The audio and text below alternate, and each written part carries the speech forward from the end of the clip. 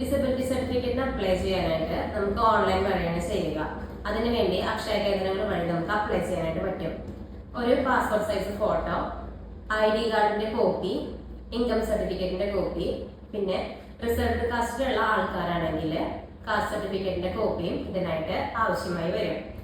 Medical ബോർഡിന്റെ അണ്ടറിലാണ് നമുക്ക് disability certificate ലഭിക്കുക. രജിസ്ട്രേഷൻ കഴിയുമ്പോൾ നമുക്ക് ഏതൊക്കെ ഹോസ്പിറ്റലിലാണ് നമുക്ക് ഡിസബിലിറ്റി സർട്ടിഫിക്കറ്റിന് വേണ്ടി അപ്ലൈ ചെയ്യാൻ പറ്റുക എന്നുള്ള ലിസ്റ്റുകൾ ഉണ്ടായിരിക്കും.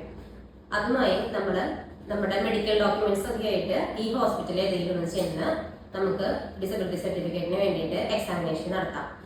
അതിനുശേഷം ഡിസബിലിറ്റി സർട്ടിഫിക്കറ്റിനായിട്ട് എക്സാമിനേഷൻ കഴിയുമ്പോൾ നമ്മുടെ ഡിസബിലിറ്റി ടൈപ്പ് ഏതാണോ, നമുക്ക് ഡിസബിലിറ്റി പെർസെൻറ്റേജ് എത്രയുണ്ട് എന്നുള്ളതെല്ലാം ഈ മെഡിക്കൽ ബോർഡിന്റെ അണ്ടറിൽ നമുക്ക് സർട്ടിഫിക്കറ്റ് റെഡിയാവും.